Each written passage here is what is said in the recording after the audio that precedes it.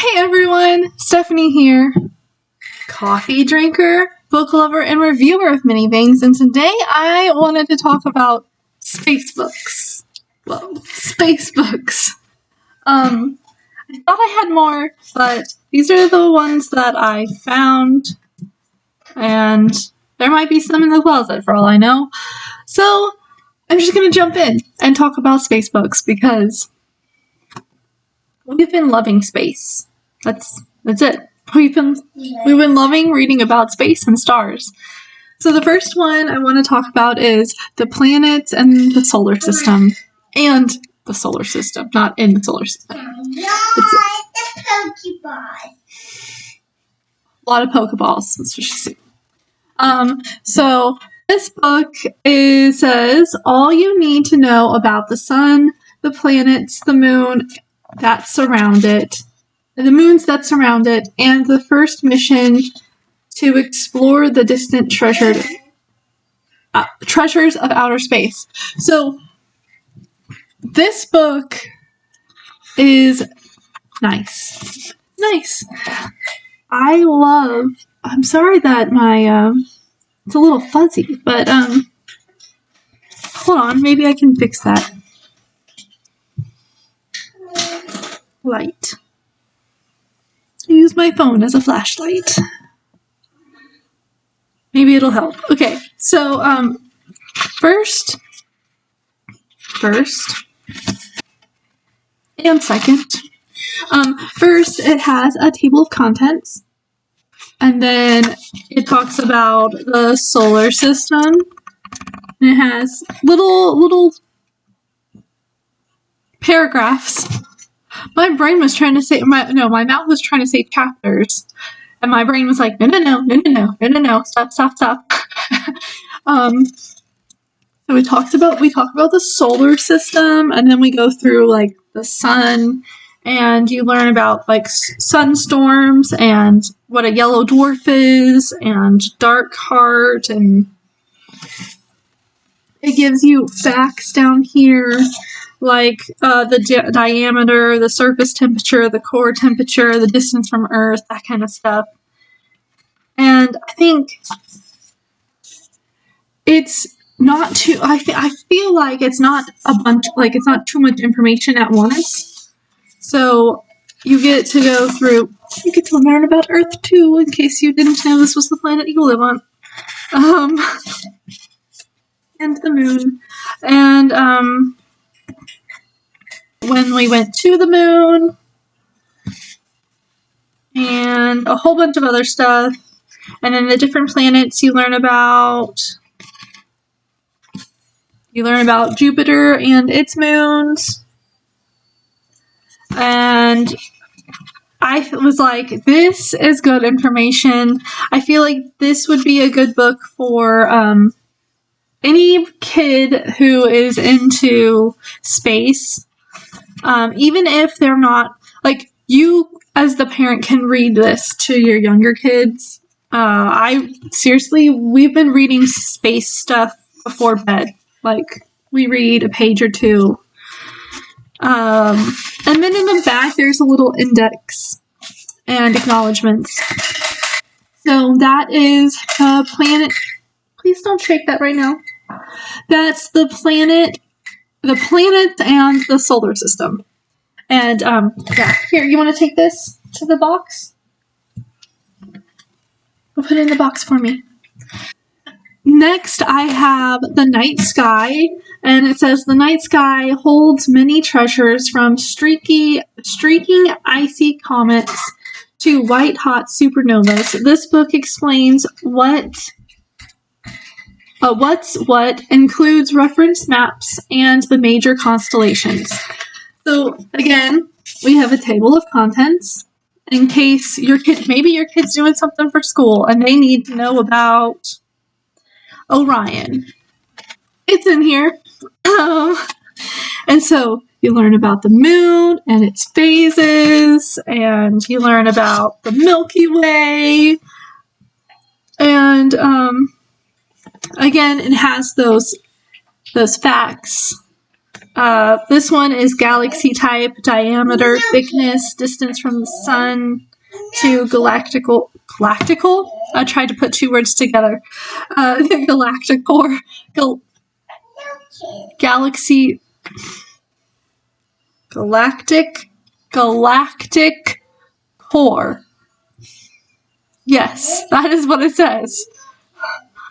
My goodness, brain. Get connected to your mouth, please. It has meteors and meteorites and solar signs. Constellations is my favorite section because I like to look at the stars.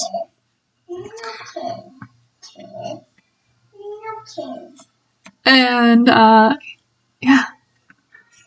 So my favorite part is it talks about different constellations and it gives you some information about them and how to find them in the sky. And then it goes through the northern hemisphere and southern hemisphere and between different times of years of where you would spot them in the sky. That is cool, but there's like several pages of it. And I was like, I'm not going to remember all this, so it's good that we have this as a reference. And then, of course, it has an index at the end. I was like, that's cool. And then I got this. Thought it was going to be like a picture book because I didn't know what was inside. I thought, like, it says Book of the Moon, so I thought it was going to be like at nighttime, and maybe it talked about the different shapes of the moon for a kid in the book. But it says, welcome to the story of our moon. A story of moon dust and moon rabbits, cheese and astronauts, deep thoughts and bold plans. Read, dream, and wonder. And let me tell you, look at this. This is the cover. Like, how cute is that? I want this on my wall. So it talks about on a clear night, when the sun has set, the moon has risen. Tonight it's beautiful, big, and round, lighting up the sky and shimmering in the sea. So it starts off sort of like a story, like, oh. And then it's like, here's a whole bunch of questions that we've had over the years. Why does it change? Why is it shaped like that? What makes it shine? Where is it during the day? How old is it? How big is it? Can I touch it? Does anything grow there? Is it alive? Can I throw a ball and hit the moon? Is it really made of cheese? And then boom! I just love it. And it talks about how far, like, if you could drive to the sun, it would take you 200 years. Like, it talks like that. Like, it makes things easier for a kid to understand. It's not like, oh, well, the moon the moon is this far away and the sun is this 200 billion light years. I don't think that's right, but you know what I mean. Like, it's this, like, thumbs it down to, like, oh, it would take you 200 years to drive there if you could drive there, but you can't drive there. It talks about, how the sun reflects on the moon, and that's why it shines. It goes through the different phases of the moon. Hold on, I'm almost done. And then I just love it. It's my kid wants the book. Okay, hold on. It talks about different theories that they had before they started getting telescopes, like the sun was a yolk that cracked from a big bird, or what's this one? there was 2 suns, and it was too hot for the planet, so one sun tricked the other sun into taking a bath. Like, different things like that, and how, the rabbit came about. And it talks about the different cultures, and then it talks about how they first started to track the moon, and what an eclipse is. And then I don't like it. we get to telescopes, and it's just, I love the pictures, and then it talks about when we first went to the moon and what happened there. We do have another book that is like storybook type, like this, like comic-y, and it has dogs. I'll put a picture of that one here. I don't remember what it's called. But this book also has an index. But this other book that I was talking about here, I'll put it up now. Not just, yeah. And it's about the dogs and about the Russian, like how Russia first got up into space compared to American. Okay. Moving on from that, because I don't have this book with me. I think this one's in storage. I do have it somewhere. Pretty sure it's in storage. I didn't see it here. Okay, so this is by far my favorite book. And it's written by an actual, like, doctor, scientist person. I'm sure she had help. It says, award-winning scientist Dr. Maggie is here to answer all the questions you'll ever have about the universe. What would happen if you fell into the black hole? Could you grow plants on another planet? Would your phone get a signal in space? Let Dr. Maggie guide you around the galaxy and beyond, from whether there are rainbows on other planets to how to land a spacecraft. This book is packed with fabulous facts and mind-blowing insight from the renowned space scientist. She also has a book called Grand Tour of the Solar System, and now that I have this one, I want that one too. Am I made of stardust? The short answer, yes. Me and my kiddo have not gone through, we've only gotten through like half of this book, but check it out. Okay. It starts with a table of contents. This is legit a science book, okay? And it talks about, first it introduces who she is and how to read this book, or how the book works. And it goes by chapter. You have the universe, and everything is sort of like short and sweet, but it's like really cool information. Like, see, it's like in little paragraphs or in little bubbles. And it just answers a whole bunch of questions. Let's see, it says, did the universe really begin with a Big Bang? And then it talks about how there's like how the evidence it shows that everything is still expanding outward, but slowly. And so it might not have been like a bam, but it's definitely moving outward. So there's an expansion. And it has, on every few pages, it has astro facts, like the edge of the observable universe isn't the end of the universe itself. What do you know? Sorry. We don't know what lies beyond the observable observable universe because light hasn't reached us yet, so we can't see it, but it could stretch on and on and on and on. And I love that there are different colors. I love that it's just talks about stars. This is the Stardust page. It talks about different ways that the sun could die, which is sad to think about, but it's not going to be in our lifetime. So, why planets are round. The black hole page is really cool. And then it has more information on the black hole.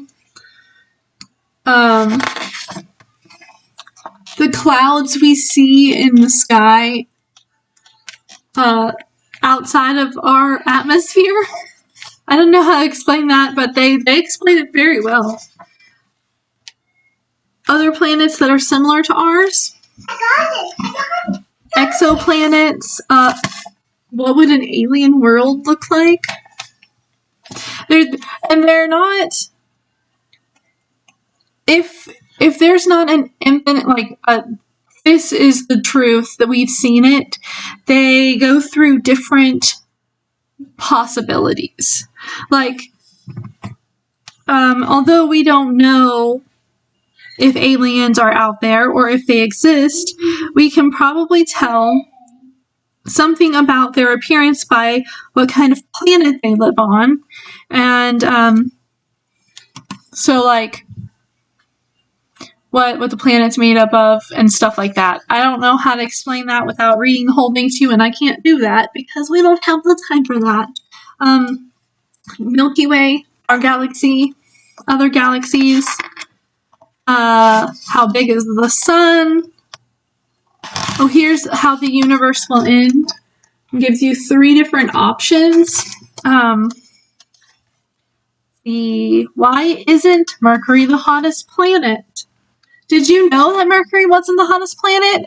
I did not know. Or if I knew, I didn't remember. It's just nice and colorful, and what planets can we see in the night sky from Earth using our eyes? And I was like, oh yeah, I like this one. So far we've gotten to, could I land on a comet? That's the one we're reading tonight. Last night, we read about the many rovers that have been on Mars. Because we've landed rovers on Mars, but we haven't landed people on Mars. Why? I don't know. Could I slide around on Saturn's rings?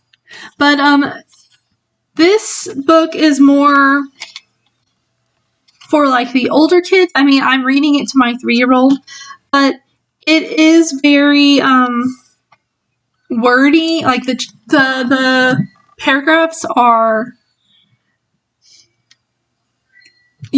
Sometimes I have trouble comprehending what I'm reading, and I'm not sure if it's just me, but it'll be Mercury, for example, takes 88 days to finish one orbit. I'm sorry. I started in the middle of the paragraph. Planets that are further away take longer. Saturn takes 29 Earth years to finish one orbit. And then it talks about light years and stuff is in here too, like what I was talking about earlier. Also, all of the temperatures are in Celsius, which I don't know Celsius, so I had to look it up.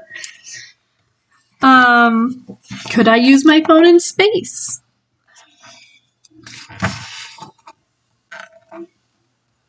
But again, I like that there's pictures. Oh no, I just lost my place. There we go. There are pictures. I like that there's little pictures, and I like that there's small bits of information, but it's still enough that I'm actually learning. And I think my kid's learning too. I'm not positive. Anyway, those are the books that I wanted to tell you about with the bonus one. I know that there are going to be other moon and space and science books, solar system books on my PaperPie website, so I will leave a link for some of those down below, along with the ones that I talked about. I'll leave direct links for those books in case you want to get those also, and I will just leave a link for my whole entire website so that you can check out that. In case you want something different, maybe you need a book about flowers. Maybe you need a book about horses. I don't know.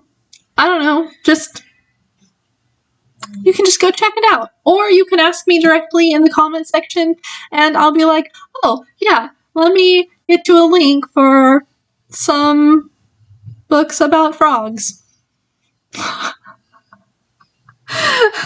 Oh, you're looking for some cookbooks for kids? I got you. Here's a link to it. I will say this. If I'm commenting on you, it'll be my YouTube channel, not some weird thing. I'm not going to be like some other... I have more than one YouTube account, but I won't comment with my other one. That's my personal one, and I don't want anyone else to know that. So I will be commenting back to you with my a Coffee Drinkers Reviews YouTube page. Okay, so if someone else sends you a link in the comment section, don't click on it. Don't click on it unless it's from me. It'll say a Coffee Drinkers Reviews, and it'll have my picture, which will pop up here, I think, at the end of the video, if it hasn't already. Just so you know. I just want you to be safe. Okay. And of course, if I see someone else comment on you with a link, I will tell you, hey, that's not me. I've seen it happen on other people's channels, and I'm like, that's not cool. So, like this video if you like this video. Comment below, do you like science and space and the solar system and stars and stuff like that? And if, like I said, if you can't find the link below, comment and I will help you find a book you need.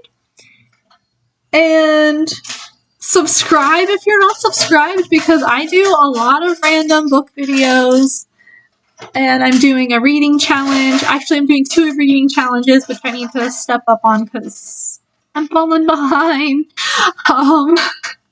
And I do random reviews on other stuff, like products from Amazon and experiences. So, yeah, subscribe. Or if you're kind of about subscribing, click my face and go check out some of my other videos. That sounds so weird to say. Just click my little circle face over there, not this one. And share this video with other people who might be interested in the space, science, sea, stars. Do you have to dump all of them out? Yes, she does. And see how many times my kid interrupts my videos, which is cool with me. That's what parent life is. So I'll see you later. Bye!